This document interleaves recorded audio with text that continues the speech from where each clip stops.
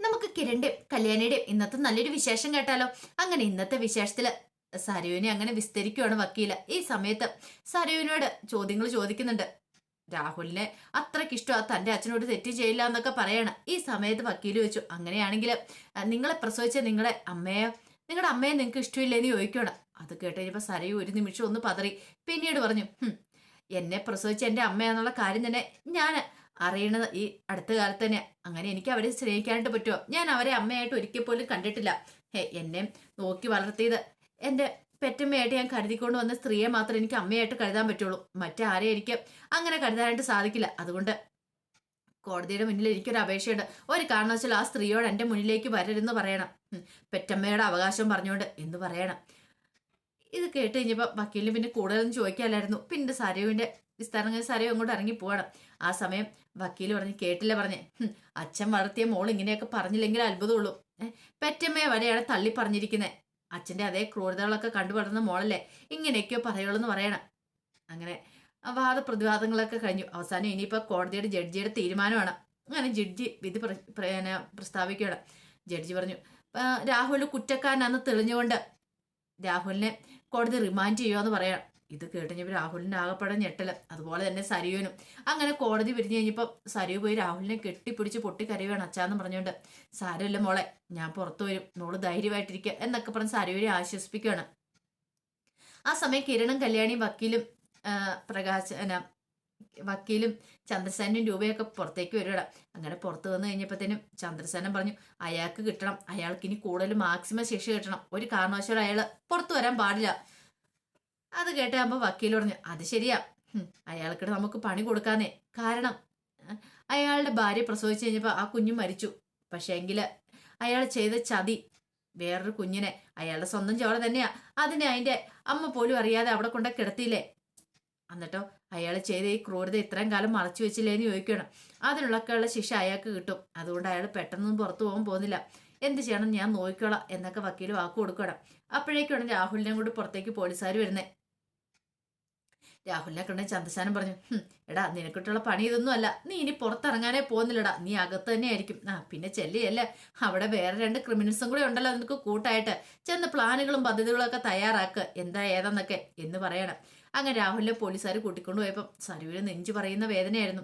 സരു എന്ത് ചെയ്യണം, നേരെ കിരണിന്റെ കല്യാണിന്റെ അടുത്തേക്ക് ഇല്ലണം. നീയൊക്കെ ജയിച്ചെന്ന് കരുതിക്കോളാൻ പറയണം.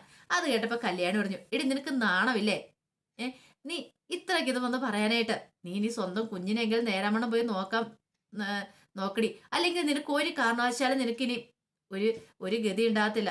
അല്ലാതെ ഒരു ഗതിയും പരഗതിയില്ല, നീ അല്ലെ പിന്നെ അലഞ്ഞിരുന്ന് നടക്കേണ്ടതായിട്ട് വരുമെന്ന് പറയണം. പെട്ടെന്ന് രൂപ പറഞ്ഞു, സരിയോ, നീ ചെയ്ത ദുഷ്ടതകൾക്കുള്ള ശിക്ഷകളൊക്കെയാണ് ഇപ്പൊ കിട്ടിക്കൊണ്ടിരിക്കുന്നത്, അറിയാലോ.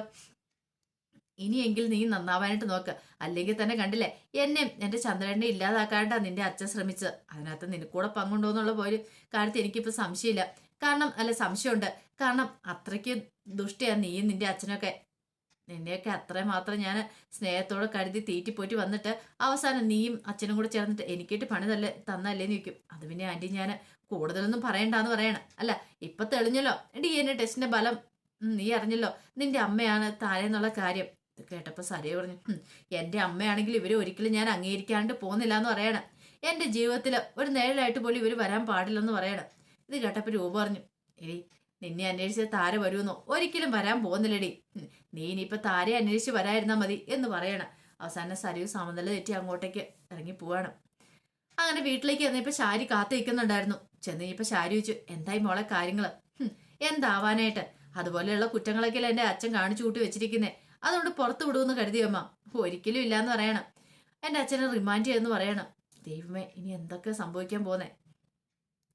ഇത് കേട്ടപ്പോ സരി പറഞ്ഞു, ആ കിരണും കല്യാണി എല്ലാരും കൂടെ ചേർന്നിട്ടാ, അവരൊന്നും ഞാൻ വെറുതെ വിടാൻ പോകുന്നില്ലെന്ന് പറയാം. ശാരി പറഞ്ഞു, മോളെ ഇനി നമ്മൾ കൂട്ടിയേ കൂടില്ല, വെറുതെ എന്തിനാ നമ്മളായിട്ടൊരു പ്രശ്നം ഉണ്ടാക്കുന്നേ? ഒരു പ്രശ്നമൊന്നും ഉണ്ടാക്കാൻ പോകണ്ടെന്ന് പറയണം. പിന്നെ പ്രശ്നം ഉണ്ടാക്കാൻ പോകണ്ട പോലും ഞാൻ കാണിച്ചു കൊടുക്കുന്നുണ്ട് എന്ന് പറഞ്ഞ് ദേഷ്യപ്പെട്ട അകത്തേക്ക് അങ്ങോട്ട് കയറി പോവാണ്. ആ സമയം കിരണും കല്യാണിയും കൂടെ വീട്ടിലേക്ക് വരുവാണ്. അപ്പൊ വരുന്ന വഴിക്ക് കല്യാണി ആകെപ്പാടെ വല്ലാത്തൊരു മ്ലാനതയിലായിരുന്നു. അങ്ങനെ വരുന്ന സമയത്താണ് പ്രകാശൻ അങ്ങനെ വടിയെ കുത്തിപ്പിടിച്ച് നടന്നു വരുന്ന കണ്ടേ. അപ്പോഴേക്കും കിരൺ പറഞ്ഞു, നീ കാണണം എന്ന് ആഗ്രഹിച്ച ആളെ അതേ നടന്നു വരണം എന്ന് പറയണം. പിന്നെ അവര് വണ്ടി സൈഡ് ചേർത്ത് നിർത്തി. കിരണും കല്യാണിയും കാറിൽ നിന്ന് ഇറങ്ങുന്ന കണ്ടപ്പോ പ്രകാശിന് സന്തോഷം. പ്രകാശം പറഞ്ഞു, ദേ ഇപ്പോഴും കൂടെ മോളുടെ കാര്യം ഞാൻ മനസ്സിൽ വിചാരിച്ചുള്ളൂ. എനിക്കിന്ന് മോളെ കാണണമെന്ന് ആഗ്രഹം ഉണ്ടായിരുന്നു.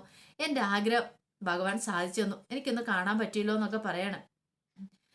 പിന്നീട് കിരണോട് ചോദിച്ചു, എന്തായി മോനെ, രാഹുലിന്റെ കാര്യത്തിൽ എങ്ങനെയായെന്ന് ചോദിക്കുക.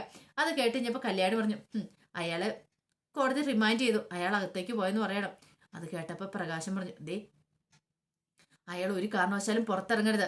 അയാൾ ജയിലിൽ തന്നെ കിടക്കണം. പിന്നെ ജയിലിലേക്ക് ചെന്നാലും അവിടെ വേറെ 2 ദുഷ്ടന്മാരുണ്ടല്ലോ, അയാൾക്ക് കൂട്ടായിട്ടെന്ന് പറയണം. പക്ഷെ ഒരു കാര്യമുണ്ട് മോനെ, അയാൾ പുറത്തിറങ്ങിയ അപകടകാരിയാണ്. പിന്നെ നിങ്ങൾക്കൊക്കെ എന്നെ ഒരു തെറ്റിദ്ധാരണ ഉണ്ടായിരുന്നെന്ന് എനിക്കറിയാം. ഞാൻ ആ രാഹുലിനൊപ്പം കൂടിയത് നിങ്ങളെ ആണോന്ന്. ഒരിക്കലും അല്ല കേട്ടോ മോനെ, അങ്ങനെ ഒന്നും വിചാരിക്കുക പോലും ചെയ്യരുത്. എനിക്ക് രാഹുലിന്റെ കൂടെ കൂടണമായിരുന്നു. അവന്റെ കുറച്ച് നീക്കങ്ങളും കാര്യങ്ങളൊക്കെ അറിയണമായിരുന്നു. അതിനുവേണ്ടി മാത്രമാണ് ഞാൻ അവന്റെ കൂടെ കൂടിയത്, അല്ലാതെ മറ്റൊന്നുമല്ല. എന്നെ വിശ്വസിക്കണം കേട്ടോ. ഇത് കേട്ട് കഴിഞ്ഞപ്പോൾ കല്യാണി ഒന്നും മിണ്ടില്ല. മോളെ, എൻ്റെ ഏറ്റവും വലിയ ആഗ്രഹം എന്താണെന്നറിയപ്പം, ഈ ഓണത്തിനെങ്കിലും നിങ്ങളുടെ പെൺമക്കളോടൊപ്പം ഇരുന്ന് ഒരു നേരത്തെ ആഹാരം കഴിക്കണം എന്നുള്ളതായിരുന്നു. ഇതിനു മുമ്പത്തെ ഓണമൊക്കെ ഞാൻ ആഘോഷിച്ചുകൊണ്ടിരുന്നേ എൻ്റെ മകനോടും അമ്മയോടും ഒപ്പമായിരുന്നു. പക്ഷെ ഇപ്പം എനിക്ക് മനസ്സിലായി, അവരൊന്നും ഒരിക്കലും ശരിയല്ല. എൻ്റെ അമ്മയ്ക്ക് വരെ മാറ്റം ഉണ്ടായി, പക്ഷെ എൻ്റെ മോന് മാത്രം, അവന് മാത്രം ഇന്ന് ഈ നിമിഷം വരെ മാറ്റം ഉണ്ടായിട്ടില്ല. പക്ഷെ എൻ്റെ ആഗ്രഹം അതെനിക്ക് ഒന്ന് സാധിച്ചു തരണമെന്ന് പറയണം. എനിക്ക് വേറെ ഒന്നും വേണ്ടെന്ന് പറയണം. അത് കേട്ട് കഴിഞ്ഞപ്പോൾ കല്യാണി പറഞ്ഞു, നോക്കട്ടെ, സാധിച്ചു തരാൻ പറ്റുമോ നോക്കട്ടെ എന്ന് പറയണം. പ്രകാശം പറഞ്ഞു, ഇനിയിപ്പോൾ എത്ര കാലം ഞാൻ ഉണ്ടാവും പറയാൻ പറ്റില്ല. പക്ഷെ മരിക്കുന്നതിന് മുമ്പ് എൻ്റെ ആഗ്രഹങ്ങൾ അതൊക്കെയാണ്. പിന്നെ ഇടയ്ക്കിടയ്ക്ക് എൻ്റെ മോളെ ഒന്ന് കാണണം, എൻ്റെ മക്കളെ 3 പേരെ എനിക്കൊന്ന് കാണണം, അതൊക്കെ എൻ്റെ ആഗ്രഹമെന്ന് പറയണം. കല്യാണി പറഞ്ഞു, അങ്ങനെ നിങ്ങളെ അങ്ങോട്ട് വിശ്വസിക്കാനായിട്ട്, പൂർണ്ണമായിട്ട് വിശ്വസിക്കാൻ എനിക്ക് പറ്റില്ല എന്ന് പറയണം. നിങ്ങളുടെ മുഖം കാണാനായിട്ട്, അല്ല നിങ്ങളെ ഒന്ന് സ്നേഹിക്കാനായിട്ട്, നിങ്ങളുടെ ഒരു സ്നേഹത്തിന് വേണ്ടിയിട്ട് ഞാൻ എത്രമാത്രം പുറകെ നടന്നിട്ടുണ്ടോ നിങ്ങൾക്ക് അറിയാമല്ലോ എന്ന് പറയണം. അത് കേട്ട പ്രകാശം പറഞ്ഞു, അത് ശരിയാ മോളെ, എനിക്കറിയാം ഞാൻ അത്ര തെറ്റ് ചെയ്തിട്ടുണ്ടെന്ന് പറയണം. കിരൺ പറഞ്ഞു, അന്നൊക്കെ കല്യാണിന്റെ മനസ്സ് വേദനിച്ച് നിങ്ങൾ കണ്ടില്ലെന്ന് ചോദിക്കാം. അതെ, അത് ഞാൻ കണ്ടില്ല മോനെ, എൻ്റെ മനസ്സപ്പം ക്ലാവ് പിടിച്ചിരിക്കുമായിരുന്നു. പക്ഷെ ഇപ്പോഴെനിക്ക് മനസ്സിലായി എൻ്റെ കല്യാണി മോൾ എന്താ ഏതാന്നൊക്കെയുള്ള കാര്യം. ഞാനാ തെറ്റ് ചെയ്തേ, ഞാൻ ഒരിക്കലും ചെയ്യാൻ പാടില്ലാത്ത കാര്യങ്ങളൊക്കെ ചെയ്ത് കൂട്ടി വെച്ചേ, എന്നോട് ക്ഷമിക്കണം എന്നൊക്കെ പറയണം. അത് കേട്ട് കഴിഞ്ഞപ്പോൾ കിരൺ പറഞ്ഞു, അതെ, നിങ്ങളെ വിശ്വാസത്തിലെടുക്കാനായിട്ട് കുറച്ച് സമയം കൂടെ താമസം വരും. കാര്യം പറഞ്ഞാൽ നിങ്ങൾ രക്ഷിക്കുകയൊക്കെ ചെയ്തു, പക്ഷെ എന്നും പറഞ്ഞാലും പൂർണ്ണമായിട്ട് വിശ്വസിക്കാൻ പറ്റില്ല. പ്രകാശം പറഞ്ഞു, അത് ശരിയാ മോനെ, കാരണം ഞാൻ അങ്ങനെയുള്ള കാര്യങ്ങളൊക്കെ അല്ലേ ചെയ്ത് കൂട്ടി വെച്ചിരിക്കുന്നേ.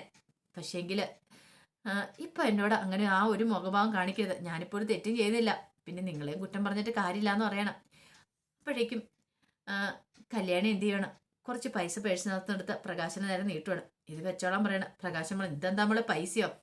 പൈസയൊന്നും എനിക്ക് വേണ്ട മോളെ, പൈസയ്ക്ക് വേണ്ടിയിട്ടല്ല ഞാൻ ഇങ്ങനെയൊക്കെ ചെയ്തേ, അറിയാലോ. എനിക്ക് അത്യാവശ്യമുള്ള പൈസ ഇപ്പം ഞാൻ ഉണ്ടാക്കുന്നുണ്ട്, വിഷയച്ചാണെങ്കിലും അത് മതി എനിക്ക്. എന്തിന് ആഹാരം കഴിക്കണം, കയറി കിടക്കാനായിട്ട് ഒരിടമില്ലാത്തവർ കടത്തിണ്ണയിലൊക്കെ കിടക്കും, അതൊന്നും പ്രശ്നമുള്ള കാര്യമില്ല. എവിടെയെങ്കിലും കിടന്നാൽ മതി മനുഷ്യൻ ഉറങ്ങാനായിട്ട്. പക്ഷെ മുമ്പത്തെ ഞാനല്ലേ ഇപ്പം, അത് മോൾക്ക് മനസ്സിലായി കാണില്ലായിരിക്കും, എപ്പോഴല്ലേ ഏതൊരു സമയത്ത് മനസ്സിലാവുമെന്ന് പറയണം. പെട്ടെന്ന് കിരൺ പറഞ്ഞു, ഒരു കാര്യം ചെയ്യാം, നേരത്തെ ക്യാൻറ്റീൻ ജോലിക്കാരിയായിട്ടാ കല്യാണി വന്നേ, ഇപ്പൊ ക്യാൻറ്റീനിൽ ഒരു മേൽനോട്ടക്കാരൻ്റെ കുറവുണ്ട്, നിങ്ങൾ അങ്ങോട്ടേക്ക് പോരാൻ പറയണം. അവിടെ ആകുമ്പോൾ ഉറങ്ങാനൊരു സ്ഥലവും കിട്ടും, ജോലിയും കിട്ടും എന്ന് പറയാം. പ്രകാശം പറഞ്ഞു, ഏയ് വേണ്ട, അത് ശരിയാകത്തില്ല മോനെന്ന് പറയണം. ഞാൻ ഇങ്ങനെയൊക്കെ തന്നെ പോയിക്കോളാം, കണ്ട കടത്തിണ്ണയിലൊക്കെ ഉറങ്ങിയിട്ട്, അതാ എനിക്ക് വിധിച്ചിട്ടുള്ളത്. ഞാൻ ഇനി ആ വിധിയെ സ്വീകരിക്കണം. പിന്നെ ഇനി നിങ്ങളുടെ അടുത്തേക്കൊന്നും നിങ്ങളെയും കൂടെ ശല്യം ചെയ്യേണ്ട കാര്യമില്ലല്ലോ, വെറുതെ എന്തിനാ, നിങ്ങൾ നല്ല രീതിയിൽ തന്നെയല്ലേ പോയിക്കൊണ്ടിരിക്കുന്നത്, അതുകൊണ്ട് എനിക്ക് അങ്ങോട്ടേക്ക് വരാൻ താല്പര്യമില്ല എന്ന് പറയണം. എന്ന് പറഞ്ഞാൽ നിങ്ങളോട് ഇഷ്ടക്കുറവൊന്നും ഇല്ല കേട്ടോ, രണ്ടുപേരും അത്രയ്ക്ക് ഇഷ്ടമാണെന്ന് പറയണം. എനിക്ക് ഒരു അപേക്ഷ മാത്രമേ ഉള്ളൂ, ഇടയ്ക്ക് വന്ന് കാണാനായിട്ടുള്ള അനുമതി തരണം. മോളെ കാണാൻ അത്ര കൊതി തോന്നുമ്പോൾ ഞാൻ അങ്ങോട്ടേക്ക് വരും, പക്ഷെ പറ്റില്ല എന്ന് മാത്രം പറയരുതെന്ന് പറയണം. അത് കേട്ട് കഴിഞ്ഞപ്പോൾ കല്യാണിയും നോക്കി, ശരിയെന്ന് പറയണം. പിന്നെ പറഞ്ഞു, മോളെ ആഹാരം കഴിക്കുന്ന കാര്യം എല്ലാവരും ഒപ്പമിരുന്ന് അതൊക്കെ പരിഗണന വെക്കാം, നോക്കട്ടെ, ഓണത്തിനല്ലേ നോക്കട്ടെ എന്നൊക്കെ പറയണം. പിന്നീട് പ്രകാശൻ അങ്ങോട്ട് നടന്നു പോണ സമയത്ത് കല്യാണി ഇങ്ങനെ നോക്കണം. കല്യാണി പിന്നീട് കിരണിനോട് പറഞ്ഞു, ഇപ്പം വിശ്വസിക്കാറായെന്ന് തോന്നല്ലേന്ന് ചോദിക്കാം. വരട്ടെ, അത്ര കണ്ണടച്ച് വിശ്വസിക്കാൻ വരട്ടെ, പറയാൻ പറ്റില്ല, മനുഷ്യന്റെ സ്വഭാവമല്ലേ, എപ്പോൾ ഏത് സമയത്താ അത് മാറുന്നത് പറയാൻ പറ്റില്ല എന്ന് പറയണം. അങ്ങനെ അതിന്റെ വിശേഷങ്ങളൊക്കെയാണ് കാണുന്നത്. ഇതിന്റെ ബാക്കി വിശേഷങ്ങളുമായിട്ട് വൈകുന്നേരത്തെ പ്രമോയി വരാട്ടോ. ഒരിക്കൽ കൂടി എല്ലാവർക്കും ശുഭദിനം നേർന്നുകൊണ്ട് നിർത്തുന്നു. നന്ദി.